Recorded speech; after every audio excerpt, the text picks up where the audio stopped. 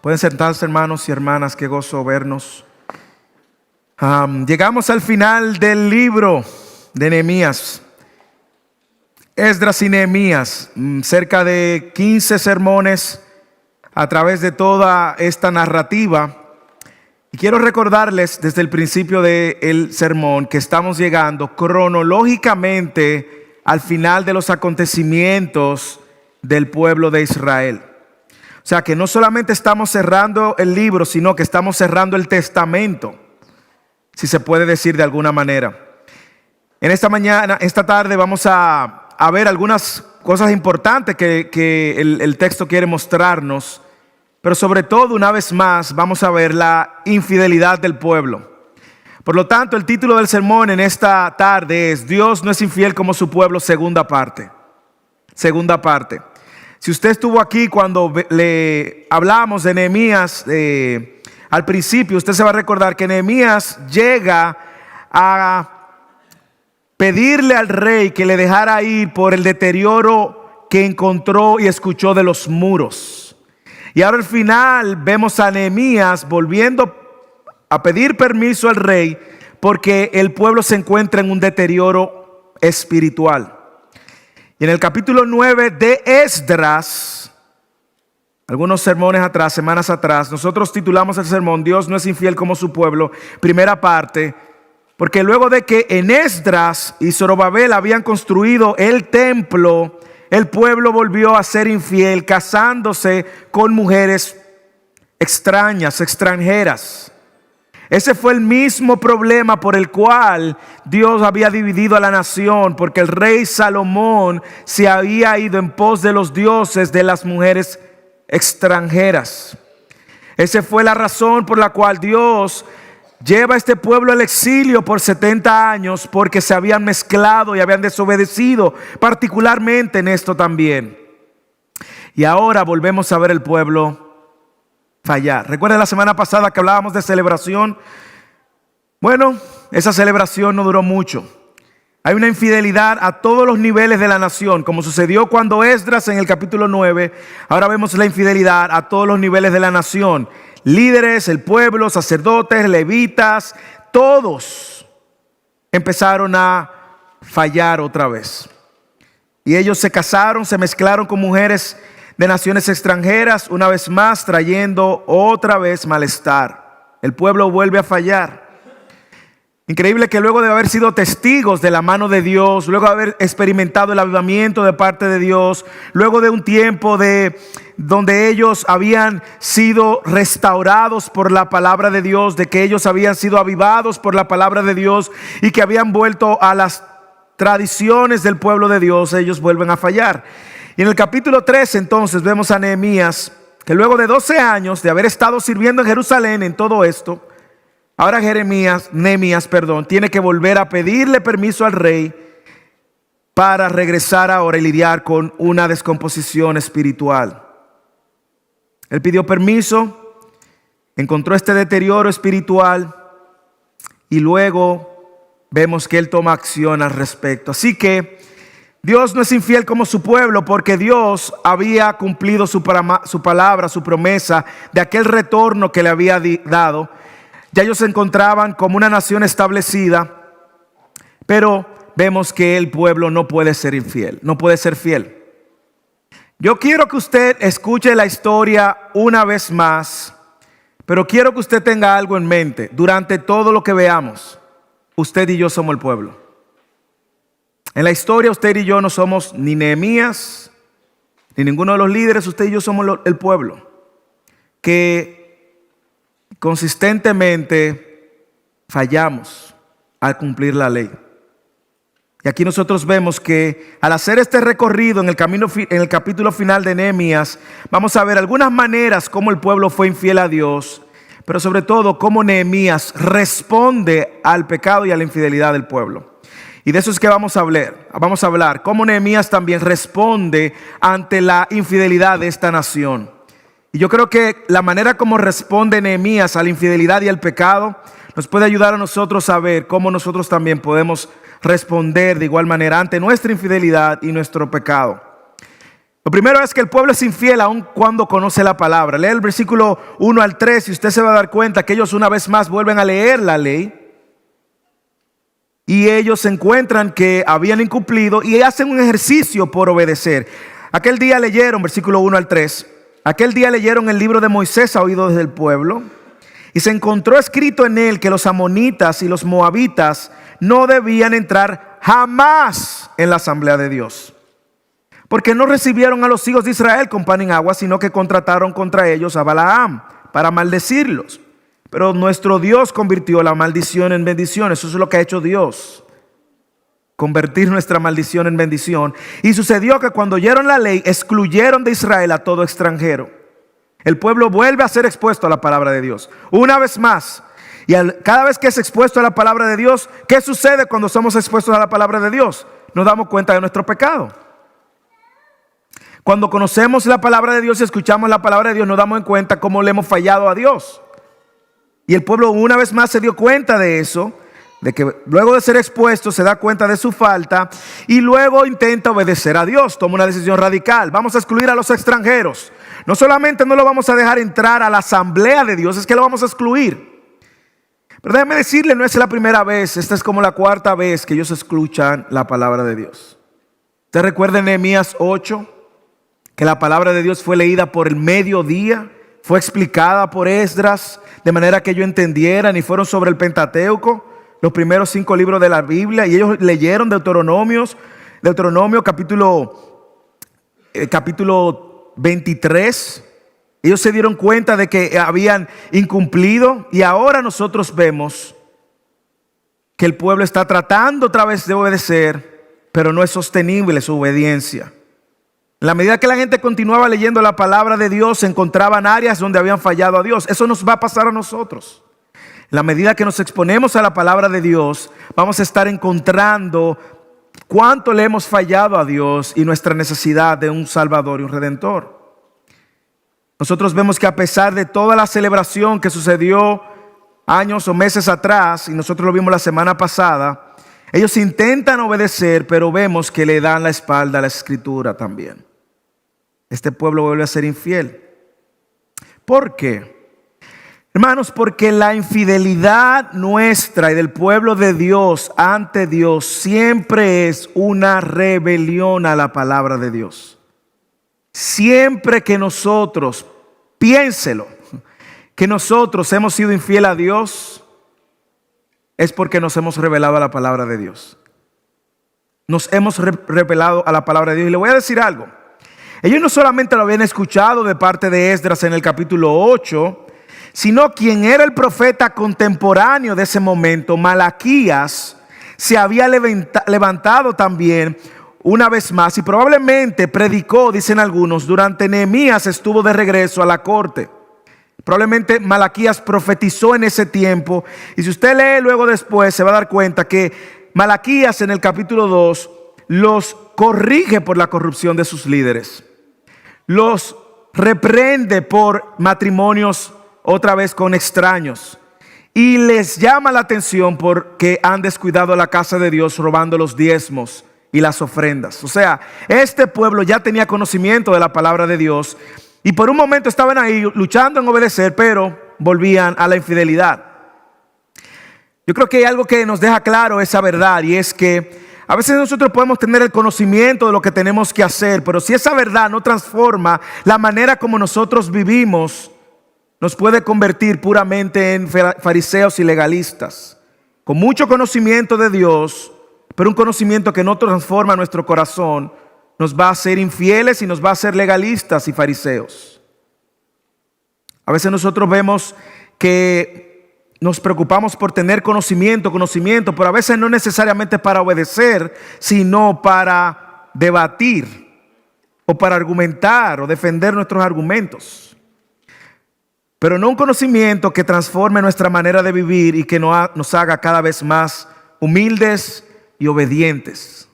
Este pueblo ya lo tenía, ya la palabra de Dios fue enseñada por grandes maestros, fue instruida a través de líderes en grupos pequeños. El profeta Malaquías le estaba bombardeando también profecías en contra de ellos, pero ellos vuelven a ser infiel. Hermanos, déjenme decirles lo que yo aprendí de esa parte. Yo aprendí que de nada sirve tener mucho conocimiento de Dios si no obedecemos a Dios. Si el conocimiento de Dios no me lleva a obedecerle, de nada sirve. Por eso usted va a escuchar que Jesús dice: el que me ama, guarda mis mandamientos. Usted va a escuchar en Mateo, que lo empezamos la próxima semana, que Él dice: no todo el que dice Señor, Señor entrará al reino de los cielos, sino el que hace la voluntad de mi Padre. La obediencia para nosotros hoy no es opcional. Hoy hablaba con un hermano de la iglesia y estábamos hablando justamente de la obediencia. Y decía él que él obedece porque sabe que tiene que obedecerlo, pero no necesariamente porque quiere hacerlo. Esa es la obediencia. Tu niño, tú le dices: haz esto, y no lo hace necesariamente en el momento como quiera, a veces lo hace a regañadientes. La obediencia en el cristiano no es opcional. Y la obediencia no se trata de si nosotros queremos o no queremos, si nos gusta o no nos gusta, no. Porque nosotros no vamos a querer ni nos va a gustar. Nuestra naturaleza no lo va a querer. Así que yo creo que a la luz de este primer aspecto y punto, yo creo que hay una oración que debe de estar en el corazón de todo el que está en este auditorio. Señor, dame corazón para poner en práctica lo que sé de ti. Dame un corazón, dame la voluntad para obedecer. Aquel que obedece y no, aquel que conoce y no obedece, no ama a Dios. Así que lo primero es que vemos que este pueblo es infiel aun cuando conocía la palabra. Segundo, vemos ahora en la práctica que este pueblo es infiel profanando el templo. Y ahora yo quiero que usted tenga su Biblia abierta en el capítulo 13 y le ponga un dedito en el capítulo 10. Porque en el capítulo 10, si usted recuerda, se hicieron muchos pactos. El pueblo hizo muchos pactos. Y tenga el dedo en el 10 y vamos a ir del 10 al 13. Porque lo primero es que nosotros vemos que este pueblo ahora de manera práctica está profanando el templo. Y usted se pregunta, ¿cómo profanó el templo? Bueno, lo primero es que tiene un liderazgo que no obedece la palabra de Dios. Un liderazgo que no obedece la palabra de Dios es un liderazgo que va a llevar a un pueblo a no obedecer la palabra de Dios. Lea conmigo el versículo 4 a 8. Antes de esto, el sacerdote Eliasib, encargado de los aposentos de la casa de nuestro Señor. Señor, estamos hablando del templo. Okay, no de un templo iglesia, del templo de Dios que fue construido, el segundo templo. El primero lo construyó Salomón, lo destruyeron los babilonios y ahora este templo es el segundo, la casa de Dios. Así que Eliasib tenía una gran responsabilidad, el sacerdote, el líder, encargado de los aposentos de la casa de nuestro Dios y que era pariente de Tobías. Aquí está el problema. Tobías, que era de Samaria, de arriba, le había preparado un gran aposento donde anteriormente se colocaban las ofrendas de cereal, el incienso, los utensilios, el diezmo del cereal, del mosto, del aceite, que estaban prescritos para los levitas, los cantores y los porteros, y las contribuciones para los sacerdotes. Pero durante todo este tiempo yo no estaba en Jerusalén, porque en el año 32 de Artajerjes, rey de Babilonia, yo había ido al rey. Pero después de algún tiempo pedí permiso al rey. Aquí está Nehemías otra vez. Y vine a Jerusalén y me enteré del mal que Eliasib había hecho para favorecer a Tobías, al prepararle un aposento en los atrios de la casa de Dios. Versículo 8. Y esto me desagradó mucho, por lo cual arrojé todos los muebles de la casa de Tobías fuera del aposento. Aquí vemos un líder que se levanta abiertamente en contra de lo que Dios había prohibido. Me llama mucho la atención que el libro de Nehemías empieza, Nehemías escuchando del deterioro de los muros y ahora pidiendo permiso al rey para que le ayude a reconstruir los muros. Así empieza el libro. Y vemos ahora en el capítulo 13 que Nehemías tiene que volver a pedir permiso al rey porque hay un deterioro ahora espiritual. Un deterioro que estaba arrastrando a los líderes también. Eliasib se había rebelado contra Dios, desobedeciendo lo que Dios había dicho y permitiendo que el enemigo, este es el mismo Tobía que se había unido con Sanballat y con Gesén para desanimarlos cuando ellos estaban construyendo los muros. El mismo enemigo está durmiendo, el enemigo lo puso a dormir dentro de la casa de Dios. Y el sacerdote Eliasib está a cargo de los almacenes del templo y se ha favorecido a este desobedeciendo a Dios. ¿Usted ve esto similar en nuestra vida? Favorecer al hombre para desagradar a Dios. Lo sagrado lo está profanando. Él sabía la escritura, no solo porque era sacerdote, sino porque él había escuchado de esto, porque el profeta Malaquías también lo había reprendido. Y él conocía Deuteronomio 23. Léalo conmigo, 3 y 4. Ningún amonita ni moabita entrará en la asamblea del Señor. Y esto es lo que ellos estaban violando. Ninguno de sus descendientes, aún hasta la 10ª generación, entrará jamás en la asamblea del Señor. Porque no fueron a vuestro encuentro con pan y agua en el camino cuando saliste de Egipto, y porque alquilaron contra ti a Balaam, hijo de Beor, de Petor, en Mesopotamia, para maldecirte. Ahora usted entiende los 3 primeros versículos de Nehemías 13. Es justamente esto lo que Nehemías del 1 al 3 está diciendo, y que ellos abiertamente habían desobedecido. Sencillamente Eliasib, el líder, profana el templo. La profanación de la casa de Dios inició en el liderazgo. Un liderazgo que no obedece la palabra de Dios, un pueblo que no va a obedecer la palabra de Dios. Un liderazgo que no honra la palabra de Dios, no puede esperar que un pueblo honre la palabra de Dios. Y cuando ellos se dan cuenta, cuando Nehemías se da cuenta que la profanación del templo empezó por el liderazgo, ¿qué hace? Lo confronta. A mí me llama la atención es que aquí hay una clara evidencia de la tensión que existe aún en estos días de nosotros agradar a los hombres o agradar a Dios. Él favoreció, dice el texto, favoreció a Tobías. Cuando el liderazgo va a buscar agradar a los hombres antes que a Dios, vamos a encontrar siempre desobediencia a Dios. Lo voy a repetir. Cuando el liderazgo, un cristiano, no tiene que ser un líder, cualquier cristiano decide agradar primero a Dios, primero a los hombres que a Dios, siempre va a terminar desobedeciendo a Dios. Siempre. Él quería buscar agradar a su relativo, él estaba relacionado de alguna manera con Tobías, y no le importaba si eso implicaba desobedecer la ley de Dios. Y nosotros vamos a ver ese patrón una y otra vez. Usted va a encontrar iglesias donde no se honra la palabra de Dios. No espere que el pueblo y los creyentes van a honrar la palabra de Dios. Donde no se obedece la palabra de Dios, no se va a obedecer la palabra de Dios. Donde no se enseña la palabra de Dios, ¿quién va a obedecer lo que no se enseña? Cuando no se predica la palabra de Dios, ¿cómo espera que la gente obedezca a Dios y conozca la voluntad de Dios? Y muchas veces en muchas congregaciones, incluso tristemente hispanas, no se predica fielmente la palabra de Dios por temor a los hombres. Porque la palabra de Dios confronta, la palabra de Dios muestra la realidad de nuestro pecado, a veces por favoritismo.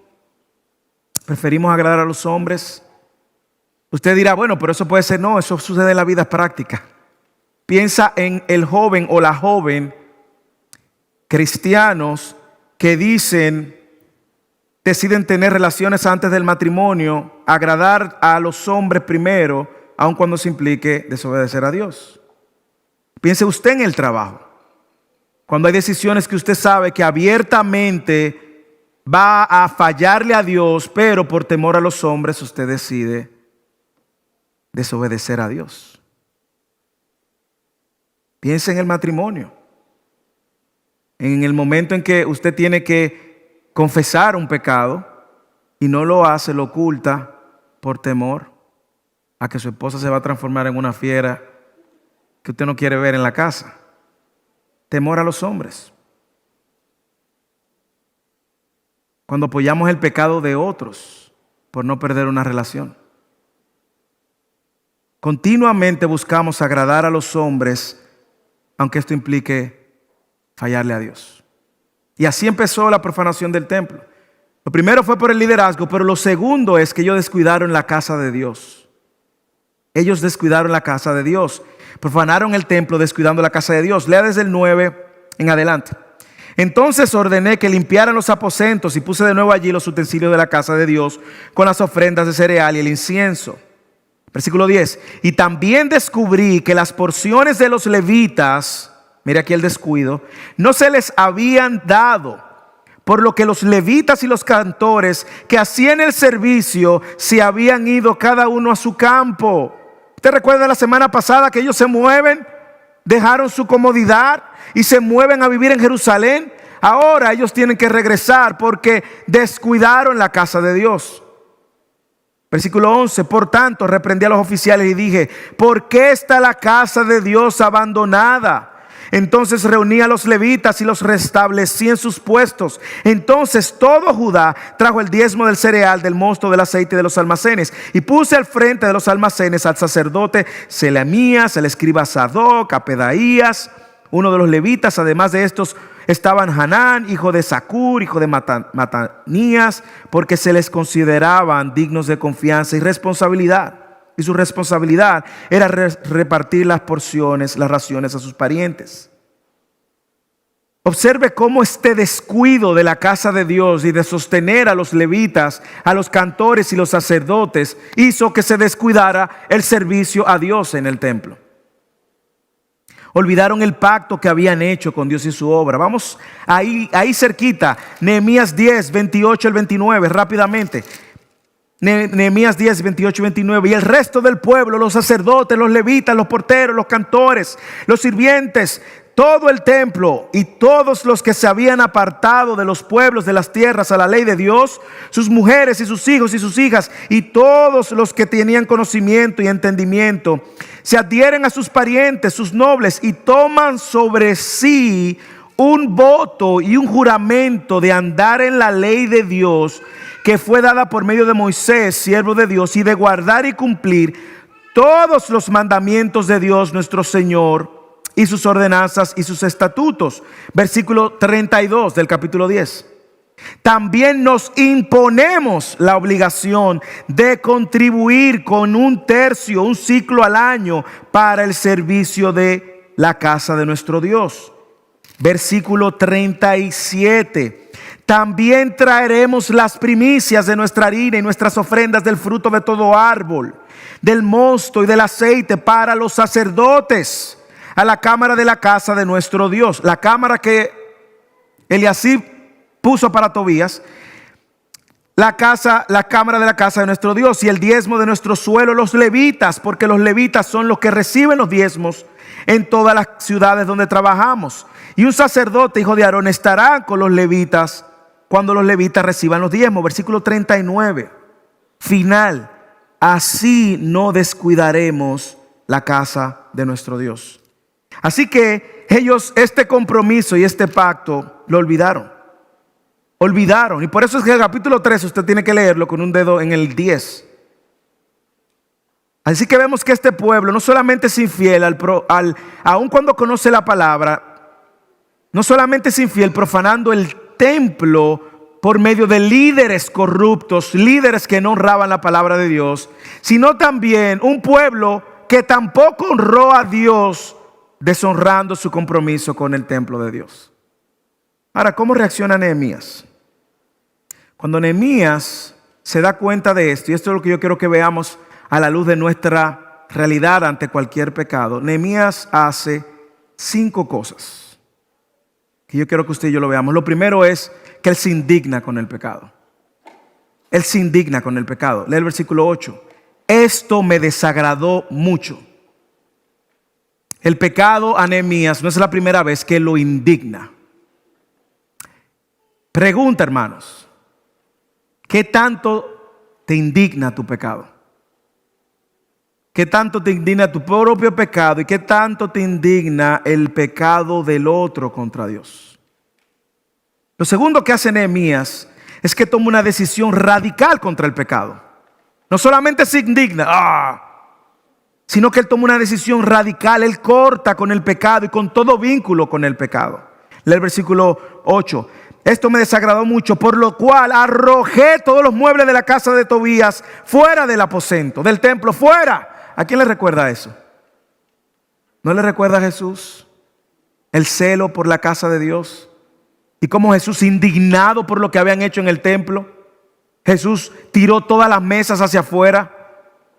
Han profanado el templo, mi casa de oración, la han hecho una cueva de ladrones. Indignado. Aquí vemos una imagen de eso, porque Nehemías toma una decisión radical. No tenía temor de los hombres, como Eliasib tenía. Y esa decisión iba a ofender a mucha gente. A Eliasib, a la familia de Eliasib, a Tobías, él no tenía que ver, porque él estaba más interesado en agradar a Dios. Lo tercero que él hace, no solo se indigna con el pecado, no solo toma una decisión radical contra el pecado, sino que expone y confronta al pecador. Versículo 10, también descubrí que las porciones de los levitas no se le habían dado, por lo que los levitas y los cantores que hacían el servicio se habían ido cada uno a su campo. Por tanto, reprendí a los oficiales. Piense por un momento, por favor. La confrontación del pecado no es cómoda. A nadie le gusta, pero es necesaria. Los reprendí a los oficiales y le dije, ¿por qué está abandonada la casa de Dios? Hermanos, el pecador tiene que ser confrontado con su pecado, con gracia y con verdad. Gracia sin verdad es sencillamente acomodar el pecado. Verdad sin gracia es entonces maltratar al pecador. Gracia y verdad. Los reprendí. ¿Por qué está la casa de Dios así? Así que él se indigna con el pecado, toma una decisión radical contra el pecado, expone y confronta al pecador y luego promueve la santificación, la purificación y restaura las cosas. Lee el versículo 9. Entonces ordené que limpiara los aposentos y puse de nuevo allí los utensilios de la casa de Dios con las ofrendas de cereal y del incienso. Versículo 12. Entonces todo Judá, aquí él restablece, restaura las cosas. Todo Judá trajo el diezmo, el cereal, el mosto, el aceite, los almacenes, y puse al frente personas de confianza. Y lo quinto que él hace es que él ora. Ora por misericordia. Versículo 14. Acuérdate de mí por esto, Dios mío, y no borres las obras de misericordia que he hecho por la casa de mi Dios y por sus servicios. Usted ve la reacción de él ante el pecado y la infidelidad. Se indigna, confronta, se purifica, llama arrepentimiento, restableciendo las cosas, y clama a Dios por misericordia. ¿Cuál es el trato que damos al pecado que nos rodea? Tanto el nuestro, el de nuestros hijos, el de nuestros cónyuges. A veces solamente nos indignamos con el pecado del otro. ¿Y usted sabe lo que muestra eso? Orgullo. A veces nos indignamos y confrontamos al pecador, pero lo hacemos desde la plataforma del orgullo. Pero muchas veces nosotros nos restauramos o no invitamos a la restauración y modelamos la restauración. Y en muchas ocasiones no oramos, sino que dejamos las cosas así. Me encanta que él ora continuamente.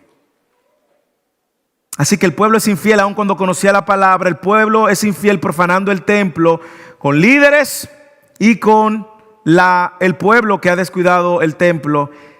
Tercero, el pueblo es infiel profanando el día de reposo también. ¿Cómo lo profanaron? Bueno, se olvidaron, empezaron a hacer negocios, se enfocaron más en el trabajo y en hacer dinero que en guardar un tiempo para el Señor. Léanlo, el versículo 15 en adelante. En aquellos días vi en Judá algunos que pisaban los lagares en el día de reposo y traían haces de trigo y los cargaban en asnos, y también vino, uvas, higos y toda clase de carga, y los traían a Jerusalén en el día de reposo.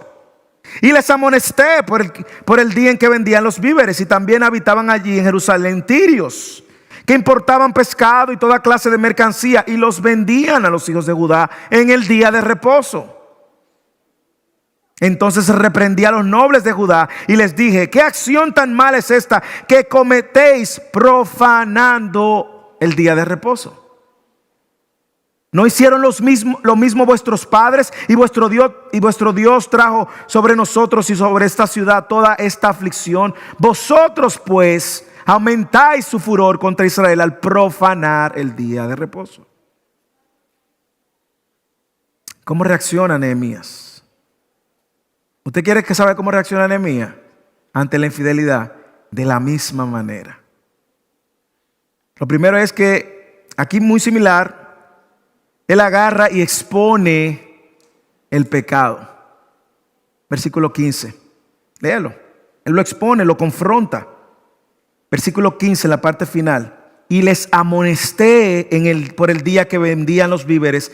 Y dice también en el 17: y reprendí a los nobles de Judá y les dije: ¿qué acción tan mala es esta que cometéis profanando el día de reposo? Usted ve que la confrontación es muy clara. Tú has fallado en esto. El pecado, cuando es confrontado, y el nuestro tiene que ir directo. No puede ser: no, que yo le fallé, Dios, Señor, te fallé. No. Dile al Señor de qué tú le fallaste. Sé específico. Ustedes han profanado. Y recuerde, mire las implicaciones que tuvo este pecado en nuestro pueblo. Y él responde de la misma manera. Toma una decisión radical. Lea conmigo del versículo 19 en adelante. 20 en adelante, 20 y 21. Mire que es radical. Pero una o dos veces los mercaderes y vendedores de toda clase de mercancía pasaron la noche fuera de Jerusalén. Lo advertí. Entonces los advertí y les dije: ¿por qué pasáis la noche delante de la muralla? Esta gente se quedaban en la muralla para que cuando abriera el día de reposo empezara a hacer negocios. Y mire lo que él dice, mire qué radical. Si lo hacéis de nuevo, usaré la fuerza contra vosotros. Desde entonces no vinieron más en el día de reposo. Él vuelve y confronta y vuelve y toma una decisión radical contra el vínculo del pecado. Señores, ustedes van a tener problemas conmigo seriamente. Mire la reacción que él tenía. Pero él hace lo mismo también. Él purifica, invita a la purificación, al arrepentimiento y a la restauración. Versículo 19. Y aconteció que cuando iba oscureciendo las puertas de Jerusalén antes del día de reposo, ordené que se cerraran las puertas y no la abrieran hasta después del día de reposo. Déjeme poner la cosa en orden, dice Nehemías. Entonces puse a alguno de mis siervos a la puerta para que no entrara carga alguna. Versículo 22. Y ordené a los levitas que se purificaran y que vinieran a guardar las puertas para santificar el día de reposo. Entonces, no sé si usted ve, es la indignación ante el pecado, la confrontación del pecado, pero el volver a lo correcto, hacer lo correcto, obedecer lo correcto. De la manera correcta, purifíquense y vengan a guardar y santificar el día de reposo. ¿Y qué hace luego después? Ora. Léalo en el versículo 22 al final. Por esto también acuérdate de mí, Dios mío, y ten piedad de mí conforme a la grandeza de tu misericordia. Nehemías está apelando a la misericordia. ¿Por qué? Porque él está claro que es por la misericordia de Dios que Dios no le va a pagar conforme a lo que ellos se merecen. Hermano, yo creo que eso nos deja una gran lección. Continuamente demos gracias a Dios por su misericordia, porque usted y yo no hemos recibido lo que merecemos. Nosotros merecíamos juicio eterno, castigo eterno, condenación. Y por causa de la obra única de Cristo redentora, Dios nos ha extendido gracia y misericordia. Mire cómo lo dice el salmista en el Salmo 103. No nos ha tratado, versículo 10, no nos ha tratado según nuestros pecados, ni nos ha pagado conforme a nuestras iniquidades. Porque como está de alto los cielos sobre la tierra, así de grande es su misericordia para los que le temen. Nehemías lo sabía. Y Nehemías está apelando una vez más a su misericordia. ¿Cómo reaccionó? De la misma manera. Así que vemos que Dios no es infiel como el pueblo, porque Dios le ha extendido misericordia y no le ha enviado el juicio que ellos merecían por haber profanado el templo, por haber desobedecido su palabra, por haber profanado el día de reposo. Y no solo eso, que este pueblo fue infiel profanando el pacto del sacerdocio. ¿Cómo profanaron el pacto del sacerdocio? Casándose con mujeres extrañas. Versículo 23, léalo conmigo, del capítulo 13 de Nehemías. Vi también en aquellos días a judíos que se habían casado con mujeres asdoditas, amonitas y moabitas. De sus hijos, escuche esto, la influencia y el problema de casarse con mujeres extranjeras. Me siento tentado a jalar una aplicación aquí de la unión en el yugo desigual. Me siento muy tentado, pero no. Pero mire. Mire lo que estaba pasando aquí. Ninguno de ellos podía hablar la lengua de Judá, sino la lengua de su propio pueblo. Wow. Mire la influencia que estaba teniendo en la nación. Y contendí con ellos y los maldije, herí a alguno de ellos y le arranqué el cabello. No me lo estoy inventando, lea lo que es lo que dice. Le arranqué los cabellos, básicamente. Los cabellos. Y les hice jurar por Dios diciendo: no daréis vuestras hijas a sus hijos, tampoco tomaréis a sus hijas para vuestros hijos, ni para vosotros mismos. No pecó por esto Salomón, rey de Israel. Él siempre traía el pecado de los padres para ver si entraban en conciencia. Este pueblo infiel no entiende. Sin embargo, entre tantas naciones no hubo rey como él, y era amado por su Dios, y Dios le había hecho rey sobre todo Israel, pero aún él le hicieron pecar las mujeres extranjeras. Así que esta gente profana en el pacto, casándose con mujeres paganas. Eran infieles, casándose con mujeres paganas. Y no solo eso, y dice, versículo 27, y se debe oír de vosotros que habéis cometido todo este gran mal, obrando, aquí está la infidelidad, infielmente contra nuestro Dios, casándose con mujeres extranjeras. Aún los hijos de Joiada, hijo de sumo sacerdote Eliasib, era yerno de Zambalá, Joronita, y le eché del lado mío. Acuérdate de ellos, Dios mío, porque han profanado el sacerdocio y el pacto del sacerdocio y de los levitas. ¿Qué profanaron? El pacto. ¿Cómo? Casándose con las mujeres extranjeras. Ahora, ¿cómo reacciona Nehemías? Señores, de la misma manera. Lo primero es que él muestra indignación con el pecado. Lea el versículo 25. Contendí con ellos y los maldije. ¿Qué puede llevar a una persona a desearle un mal, que eso es maldecir, si no es la misma indignación que siente por el pecado? Hermanos, mire, yo oro para que Dios me ayude a indignarme con el pecado, como Nehemías lo hacía. Nosotros no podemos coquetear con el pecado, ni alimentar nuestro pecado, ni acariciar nuestro pecado, no.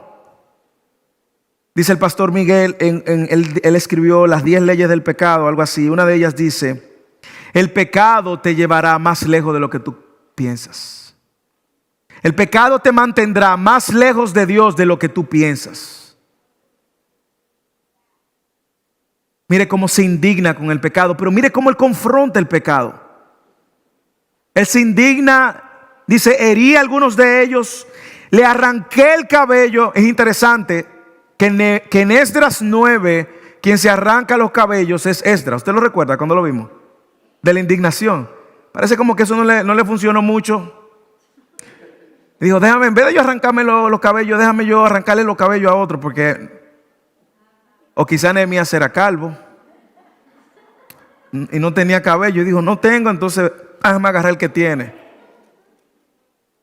Pero mira qué indignación. Pero él lo confronta y le dice: no daréis vuestras hijas a sus hijos, no tampoco tomaréis a sus hijas para vuestros hijos, ni para vosotros mismos. ¿No pecó por esto Salomón, el rey de Israel? Versículo 27. Y se debe oír de vosotros que habéis cometido este gran mal, obrando infielmente contra nuestro Dios. Confrontación. Confrontación, versículo 29. Han profanado el sacerdocio y el pacto. El pecado, hermano, tiene que ser confrontado. Hoy en día la iglesia tiene un mecanismo para confrontar el pecado y al pecador, y es un proceso de disciplina. Y nadie quiere pasar por un proceso de disciplina, pero el proceso de disciplina en las congregaciones son necesarios para inhabilitar el pecado medio del pueblo. Es un proceso basado en Mateo 18, donde primero se confronta al pecador, luego si el pecador no se arrepiente se busca un testigo, si no se arrepiente se va con un líder, y si no se arrepiente se expone a la congregación. Si no se arrepiente se expulsa del cuerpo. ¿Por qué? Porque una persona que ha nacido de nuevo no va a persistir en el pecado. Pero no el pueblo. El pueblo persistía en su infidelidad. ¿Qué hace Nehemías también? Corta radicalmente. Toma una decisión radical. ¿Y dónde veo la decisión? Señores, uno de sus hijos, de los hijos de Joiada, hijo del sumo sacerdote Eliashib, es decir, que Eliashib tenía parentesco con los enemigos, era el yerno de Sanbalá, lo eché de mi lado. Hermanos, en ocasiones hay que romper con relaciones. Duele. Pero si tú sabes que una relación te está llevando consistentemente a fallarle a Dios, córtala. Córtala. No hagas como Eliashib, que busca agradar a los hombres antes que a Dios. ¿Qué hace Nehemías también? Purifica y restaura. Lee el versículo 30. Así los purifiqué de todo lo extranjero y designé oficios para los sacerdotes y levitas, cada uno en su ministerio. Purifica y restablece. Una especie como de arrepentimiento práctico, poniendo las cosas en su lugar para que no vuelvan atrás. Versículo 31. E hice arreglos para provisión de leña en los tiempos señalados y para las primicias. Así que no solamente se indigna con el pecado, confronta y expone al pecador, toma decisiones radicales, le arranqué los cabellos. Ese cuadro debió ser interesante. Hay unos cuadros en el Antiguo Testamento súper interesantes. Toma una decisión radical, echa de fuera de mi lado a Sanballat. Purifica y restaura, sino que Nehemías termina este libro orando. Léalo. Acuérdate de mí, Dios mío, para bien. Y ahí termina el libro de Nehemías. Las últimas palabras de Nehemías, las últimas palabras del orden cronológico del Antiguo Testamento es con unas palabras: acuérdate de mí. Yo creo que podemos aprender mucho de todo este libro, pero hay una manera consistente que hemos visto del libro y dos grandes verdades: un Dios fiel y un pueblo infiel. Un Dios mostrando su misericordia y su favor y un pueblo rebelándose contra Dios. Y Nehemías termina orando por misericordia. Hermanos, ¿cómo nosotros reaccionamos a nuestro pecado? ¿Cómo nosotros reaccionamos al pecado del otro que está afectando al cuerpo de la iglesia o que está afectando a otros?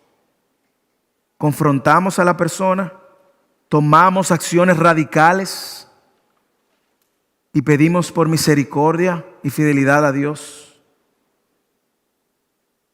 Este pueblo, una vez más, ha demostrado su incapacidad de cumplir la ley de Dios. Una vez más, el pueblo no podía cumplir la ley de Dios. Pero no podemos leer Nehemías fuera del marco de toda la narrativa del plan de salvación. Nehemías está al final de la historia cronológica del pueblo de Israel y ahí se cierra el telón. Cae el telón, hermanos. El pueblo queda a la espera.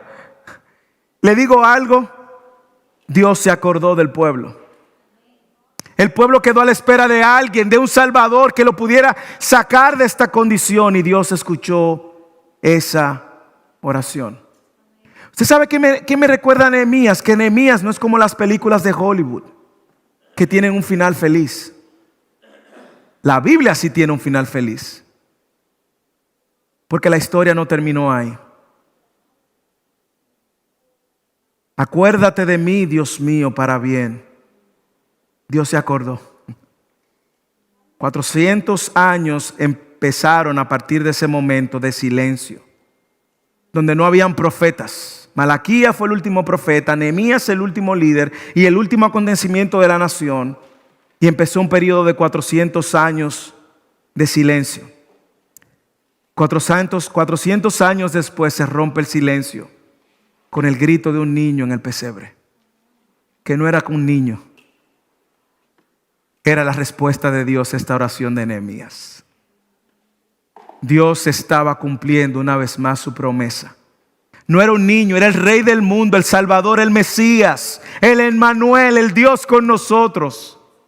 Él nació en Belén para cumplir la ley de Dios, el siervo que iba a obedecer perfectamente y que iba a ser nuestro representante. Aquel siervo cuyo celo lo llevó a tirar también las mesas en el templo, y que luego fue a la cruz a tomar el lugar que tú y yo merecíamos, para que ahora nosotros podamos ser encontrados obedientes delante de Dios. Ese silencio se rompió en el grito de aquel pesebre, cuando el Salvador había llegado. Hermanos, así termina el Antiguo Testamento, a la espera de la promesa de un Salvador, que ahora por medio de su llegada iba a traer consigo la promesa también del Espíritu Santo de Dios, que nos iba ahora a habilitar a poder obedecer a Dios. Y ahora un nuevo pacto iba a venir, que nos iba ahora a poner en una posición diferente a la del pueblo de Israel. Y esa provisión vino por medio de Cristo, ese Cristo del cual vamos a empezar a hablar en Mateo a partir de la próxima semana. Ahora los creyentes, todo el que está aquí es parte de este nuevo pacto. Tiene el Espíritu nuevo dentro, el Espíritu Santo dentro, para ahora responder a las demandas de Dios de andar y vivir de una manera que honre a Dios por medio de la transformación que Él hace en el corazón del no creyente, dándole un nuevo corazón al no creyente y haciéndolo hijo para siempre. Ahí cae el telón del antiguo pacto y se abre un nuevo pacto, un nuevo telón para una nueva historia de redención, la redención de Cristo. Hermanos, de eso usted y yo ahora somos beneficiados. Y tenemos la buena noticia de que en Cristo usted y yo somos hallados ahora, parte de un pueblo que obedece. No por usted, porque Cristo obedeció. Si tú estás en esta tarde y no tienes a Cristo, no solamente eres infiel, sino que estás en una condición de enemistad. Y la Biblia dice que la ira de Dios está sobre ti. El Salmo 5:5 dice que Dios está irado contra el impío. Ese eres tú, todos los días. Juan 3:36 dice que el que no obedece al Hijo, de la ira de Dios está sobre él. Ese eres tú. Pero hay una buena noticia y hay una invitación. La buena noticia es que Cristo fue a la cruz y recibió toda la ira de Dios. La invitación es que para que tú y todo el que crea en Él se pueda arrepentir de sus pecados y correr a Él, y ahora no recibir esa ira, sino recibir la salvación que Él ofrece, misericordia y gracia que no mereces. Si tú estás aquí y eres de eso, mi invitación es que corras a Cristo y entregues tu vida a Cristo.